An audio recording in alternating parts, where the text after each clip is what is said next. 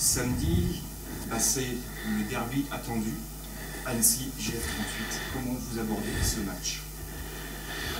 J'espère qu'on va l'aborder comme un derby déjà. Après, derby, pas derby, ça reste toujours 3 points en jeu. Je suis déjà satisfait d'avoir pris enfin notre premier point à Rodez. On a évidemment bien étudié cet adversaire. J'étais au match de Grenoble contre Bordeaux lundi soir. Comme d'habitude, on les a observés. C'est effectivement aussi s'imprégner de ce que peut être un derby. C'est toujours une motivation supplémentaire pour les deux équipes. Il ne faut pas oublier que ça le sera aussi pour les Grenoblois. Donc voilà, après, c'est aussi être capable de garder suffisamment de lucidité pour ne pas non plus tomber dans des excès. Et voilà, moi j'attends. C'est un match où la motivation doit venir naturellement. Mais c'est un match aussi à 3 points et c'est ça qui est le plus important, quel que soit l'adversaire, c'est être capable de prendre les 3 points, ce qui serait notre première victoire, et c'est vrai qu'on l'attend avec impatience. Vous avez répété 4 fois le mot point en mot-clé. Que s'est-il passé en ce début de saison pour avoir 3 défaites et un match nul? On a fait des matchs, à chaque fois on a eu notre chance pour l'emporter, on ne l'a pas saisi. Il y a eu des adversaires qui connaissent la Ligue mieux que nous. Voilà, c'est l'apprentissage. À un moment donné, il faut être efficace dans les deux surfaces. On ne l'a pas toujours été, mais encore une fois, il y a deux côtés à ça. Il y a le côté négatif de se dire que c'est insuffisant en termes de points. Le côté positif, c'est de se dire qu'à chaque fois, on a eu l'opportunité de gagner le match. Et c'est en ça qu'on travaille, c'est savoir profiter des opportunités qui se présentent pour concrétiser et gagner des matchs. Avant la conférence de presse, Maxime m'a dit une chose importante. Il y a déjà 10 000 personnes qui sont prévues ici au stade samedi soir. Et ça va être important, le public qui va vous pousser aussi. On connaît l'importance du soutien. On l'a vécu il n'y a pas si longtemps que ça, avec un excellent souvenir. Et c'est vrai que par rapport à notre début de saison et par rapport au calendrier, c'est vrai qu'il y a une belle opportunité qui se présente. Maintenant, il y a un adversaire de qualité avec des joueurs expérimentés, un coach expérimenté, une équipe, un club qui a des ambitions. Donc forcément, à nouveau, ça va être disputé, ça va être âpre, ça va être dur. À nous de se préparer pour être prêts et pour pouvoir gagner ce match-là. On parle d'un derby, parce qu'il n'y a pas une énorme histoire entre les deux clubs. Est-ce que tu te considères comme ça et est-ce que tu sens une effervescence particulière par rapport à cette semaine ou pas plus que ça? Moi je cherche à me détacher de beaucoup de choses. Comme je l'ai déjà dit souvent, je ne suis pas sur les réseaux. Je lis la presse, mais parce que je dois rester centré sur ce qui a joué. Après, c'est un derby dans le sens où il y a une proximité géographique. C'est vrai que aujourd'hui, au niveau professionnel, un derby pour le FC Annecy, si on parle d'historique, il va falloir rechercher loin, puisque ça fait pratiquement 30 ans que l'équipe n'avait pas été à ce niveau-là et que le club n'avait pas été à ce niveau-là. Donc maintenant, forcément, il y aura aussi, il faut se dire les choses clairement, il y aura aussi des Grenoblois dans la tribune. Il y a une proximité géographique. On sait très bien qu'il y a des gens importants dans l'équipe dirigeante, le président notamment, selon mes informations, qui sont des gens d'Annecy. Donc, il faut se mettre à leur place. Ils ont aussi envie de faire bonne figure et de s'imposer. C'est normal, quand on est compétiteur, c'est des choses normales. Donc à nous mettre au niveau de cette motivation, de ce que ça peut représenter. Après, aller rechercher, on va dire, un historique qui fait que le derby devient un peu plus piquant, on va dire, en termes de rivalité. C'est un peu compliqué, vu notre passé très lointain au niveau professionnel. Tu avais expérimenté celui contre Uni l'année dernière. Oui. Ça se passe mieux. Je signe pour le même début de match et puis après on gérera. Oui, mais encore une fois, moi je vois plutôt le côté positif de tout ça. Je pense que pour les avoir joués aussi, vous savez, moi j'ai vécu des Nantes-Bordeaux ou des Bordeaux-Nantes très, très chauds, très très engagé, et pourtant il y a presque 400 km entre les deux villes. Bon, voilà, c'est des choses comme ça. Mais ça reste au final, ça reste des bons souvenirs parce que c'est une motivation supplémentaire. C'est des genre de match qu'on a envie de jouer devant du monde. Je ne sais pas s'il y aura 10 000 ou plus ou moins, mais jouer devant du monde, c'est ce qu'on a envie de faire. C'est des émotions. Voilà, faut être prêt, faut se mettre au niveau.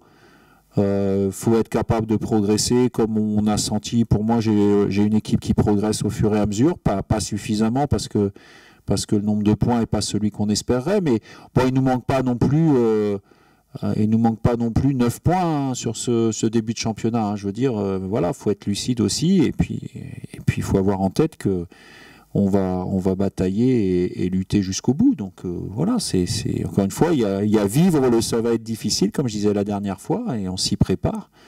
Et ça ne doit pas nous inquiéter, au contraire, ça doit nous donner beaucoup d'énergie. C'est quelque part le genre de match un peu idéal pour signer une première victoire, pour lancer vraiment la saison, ce genre de... J'ai trop de respect pour mes adversaires pour me dire qu'il y a un match idéal. Le match idéal, c'est celui qu'on gagne finalement, donc peu importe quel est l'adversaire. Voilà, aujourd'hui, il y a un adversaire qui arrive. On peut parler de notion de derby, encore une fois, de par la proximité géographique des deux villes. Si ça peut nous apporter un supplément de motivation et un supplément d'âme qui nous permet de gagner le match, bah, tant mieux. Voilà, il faut le prendre comme ça. Et puis avoir conscience que tout résultat positif fera aussi plaisir à beaucoup de gens qui nous suivent, qui nous supportent, et c'est ça qui est important aussi. L'équipe de Grenoble, justement, tu les as vus lundi, qu'est-ce que tu penses de c'est une équipe qui a beaucoup d'expérience, c'est une équipe aussi à travers certains éléments qui ont beaucoup de talent aussi et de vitesse. Donc il faudra se méfier de ça. Après, voilà, ils ont aussi des failles, comme tout le monde, comme toutes les équipes, et on essaiera de faire le maximum pour utiliser ces failles-là. Mais ça va être encore un match serré. Voilà, c'est le lot de tous les matchs de la compétition, à quelques rares exceptions près. Et encore, souvent, quand il y a des scores un peu plus importants, c'est parce qu'il y a eu des éléments de match comme des expulsions ou une équipe qui mène rapidement au score, qui marque deux buts coup sur coup, enfin des choses comme ça. C'est aussi important. C'est des éléments aussi importants. On l'a bien vu la dernière fois contre Rodez, il y a des éléments de match et des décisions parfois qui sont importantes qui ont leur importance sur le résultat final. Justement, ce scénario-là de Rodez, où vous étiez vraiment très loin de toucher cette victoire, est-ce que c'est encore un peu en travail? J'ai revu le match. J'ai le même sentiment qu'à la fin du match, parce qu'en ayant revu le match, j'oublie pas que Flo Escalès a eu 2 arrêts décisifs en deuxième période, donc finalement l'équipe de Rodez revient au score. C'est pas illogique. Voilà. Après, voilà, c'est 90e minute, c'est une situation qu'on doit mieux gérer, ça c'est clair. Ce que j'ai en travers de la gorge, c'est... Enfin voilà, je veux dire, faut être clair, les images, je les ai revues. On est passé d'une situation, d'une sortie à la Harald Schumacher, sans parler parce que c'est passé un peu plus inaperçu, d'un joueur qui tente un retour inespéré, hyper dangereux, et qui finalement tacle Kevin Farad quand il atterrit au sol. Donc il y a 2 interventions hyper dangereuses, c'est sanctionné d'un carton jaune.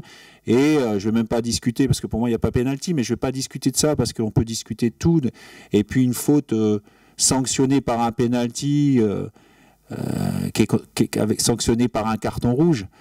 Enfin, je veux dire, moi j'ai un joueur, aujourd'hui je suis privé de mon capitaine pour cette faute-là, et en plus je suis privé de Farad suite à l'intervention hyper dangereuse de 2 joueurs de Rodez pour 8 semaines. Voilà.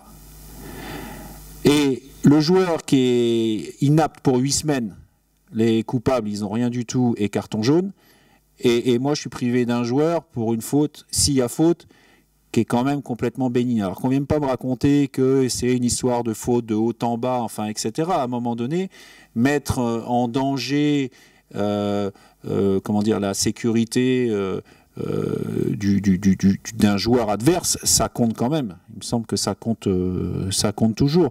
Donc moi c'est là-dessus, parce que après c'est pareil avec une expulsion d'un joueur de Rodez. Rodez menait 1-0, ils poussent pas forcément comme ils ont poussé. Voilà, c'est ces conséquences-là, moi, sur lesquelles je suis pas d'accord. Alors, faut être clair aussi. Moi, je crois en l'honnêteté des gens. Les arbitres, ils font le maximum. Je vois d'autres matchs, il y a d'autres erreurs. Donc moi, je veux pas tomber. Je suis assez sévère parfois avec mes collègues quand je les vois tomber dans il faut arbitrer le FC Annecy comme tout le monde, enfin, etc. Je pense que il n'y a pas de grand, il n'y a pas de petit. Maintenant, on est à 4 matchs.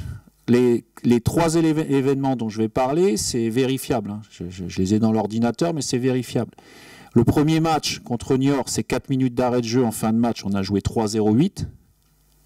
Le deuxième match, à Amiens, il y a un tacle d'Opoku. Enfin, je veux dire, même l'arbitre, quand il a appelé le capitaine d'Amiens, il lui a dit « je lui mets pas le jaune parce que sinon c'est rouge ».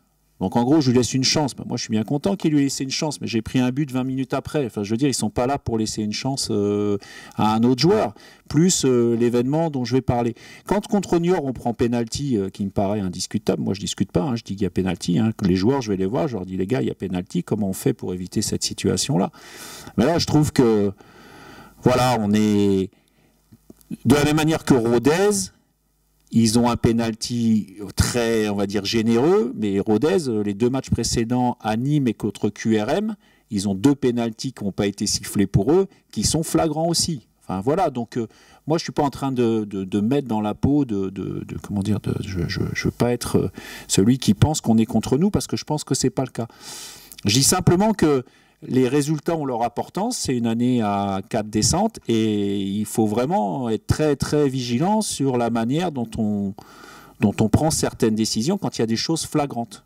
Et la sortie du gardien de Rodez contre Kevin Farad, encore une fois, on peut m'expliquer la règle qu'on veut, c'est sanctionnable d'un carton rouge, c'est une évidence. Voilà. Et si on me dit le contraire, je veux bien qu'on vienne me dire le contraire, mais par contre avec des éléments, quoi.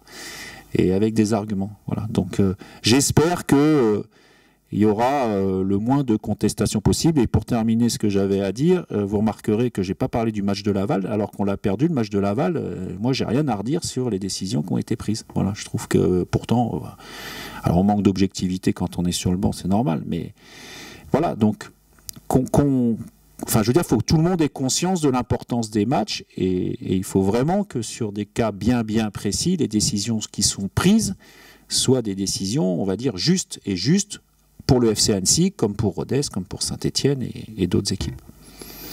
La suspension de Vicenti de Mage en action 6, tu l'as fait comment? Est-ce que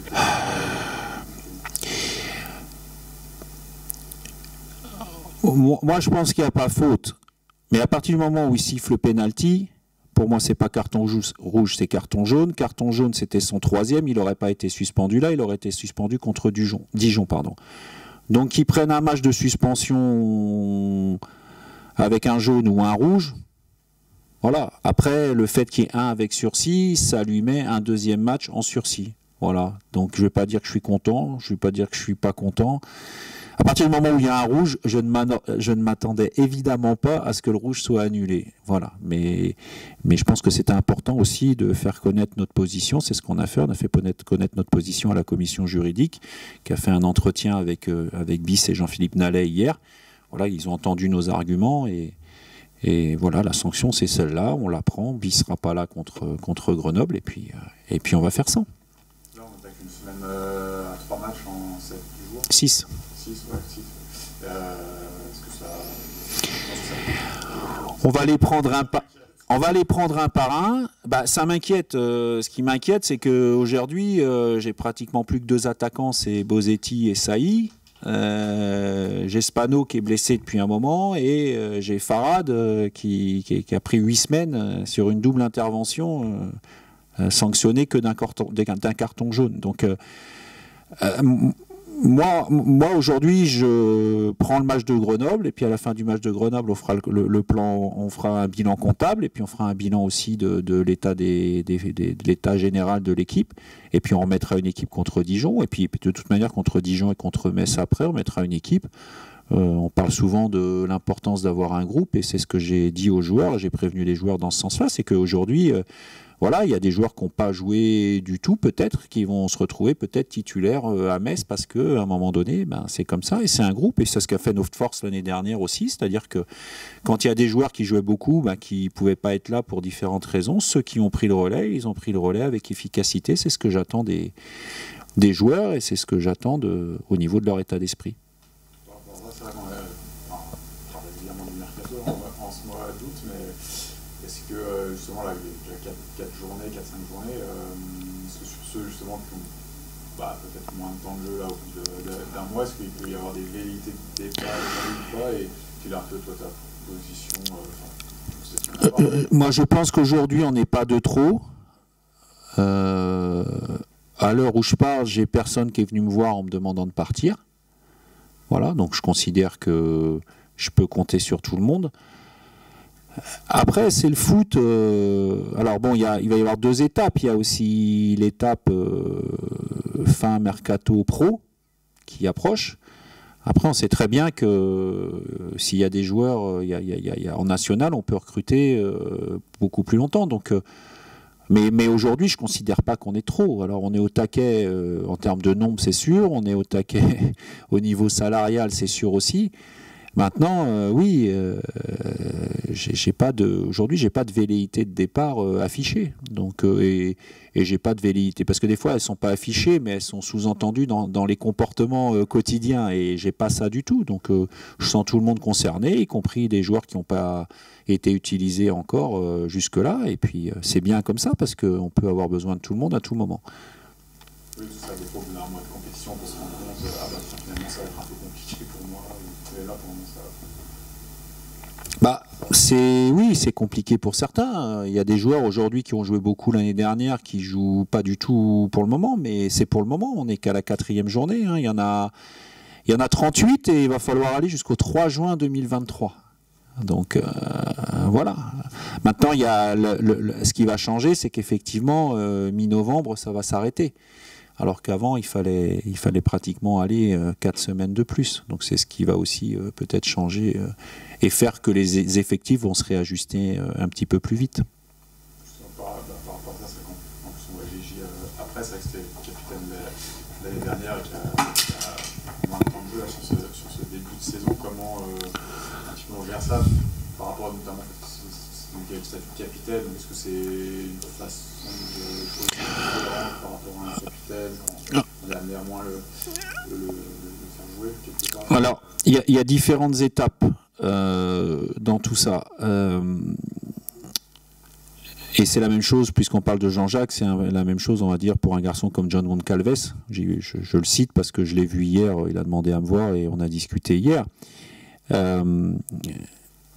Le point de départ, c'est toujours de se dire que finalement, ceux qui font l'ambiance d'un vestiaire, c'est ceux qui jouent pas, ou peu, ou moins. Voilà. Ça, c'est une règle de base. Et la difficulté d'une équipe qui monte, c'est que parfois, voire souvent, ceux qui deviennent ceux qui jouent pas peu ou moins sont ceux qui ont joué beaucoup avant. Et dans le choix qu'on a fait aussi de faire re-signer des gens, de les prolonger, c'est parce qu'on avait le sentiment qu'en termes d'état d'esprit, c'est des gens qui, si effectivement ils étaient dans ceux qui jouaient moins, pouvaient garder le même état d'esprit qu'ils avaient affiché jusque-là. C'est le cas de Jean-Jacques, c'est le cas de John. Voilà, ça a été le cas d'un Steven Pinto la saison passée, qui avait une expérience énorme et qui n'a pas joué non plus énormément par rapport à ce qu'il aurait pu prétendre ou espérer. Après, la deuxième chose, c'est qu'on a des entretiens individuels dans lesquels on explique les choses. Voilà. Alors, on ne peut pas dire à un joueur tu vas jouer ou tu ne vas pas jouer. Par contre, je prends juste l'exemple d'un joueur que je ne citerai pas, mais je lui ai dit il y aura de la concurrence la saison prochaine, et sa réflexion, c'est de me dire oui, on va dire, c'est un poste où on va dire où il y a deux places de titulaire. Il me dit je serai 3-4. Je lui ai dit tu ne seras pas 3-4, tu seras plus 5-6 que 3-4. Voilà. Donc ils l'entendent. Moi, je considère avec Jean-Philippe que c'est un des joueurs importants pour le groupe. Il reste. Eh ben, ils sont 5-6, à eux de faire évoluer la hiérarchie. Mais nous, on les a gardés au départ aussi pour se dire, si effectivement ils ne sont pas titulaires, c'est des gens qui vont nous garder, nous garantir un état d'esprit dont on a besoin. Et pour l'instant, voilà, c'est des gens qui sont dans cet état d'esprit-là. Mais honnêtement, les choses, elles ont été expliquées à tout le monde. Et ceux pour qui, et ça a été douloureux pour eux, et ça a été difficile pour moi, et ceux sur qui on avait des doutes, soit d'état d'esprit ou de niveau pour la suite, il y a différentes cas de figure, on leur a dit que ça s'arrêtait. Et effectivement, ceux pour qui l'état d'esprit aurait été bon, mais on a dit au terme de niveau non, oui, effectivement, c'est des entretiens difficiles, mais je préfère ça plutôt que dire à un joueur, t'inquiète pas, tu vas jouer, puis qu'il s'aperçoive au fur et à mesure du temps que finalement, il n'a aucune chance de jouer. Ça fait partie du job, à un moment donné, de dire aux gens et de prendre des décisions. Est-ce que c'est les bonnes? Ça, on le sait qu'après. Traditionnel pour infirmerie, Kevin Farad. Farad, 8 semaines. Voilà. C'est double entorse. Spano, toujours, là, il est en réhabilitation, donc il recommence à courir. Ibra Baldé sera pas là non plus pour un problème pas grave musculaire, mais qui lui permet pas d'être apte. Ouais. Et Alex Fillon a pris un coup au niveau des côtes et il sera pas disponible non plus. Voilà. Kevin Testu, il sera apte. Ouais. Voilà. Pour ceux qui s'inquiètent, il sera apte. Voilà.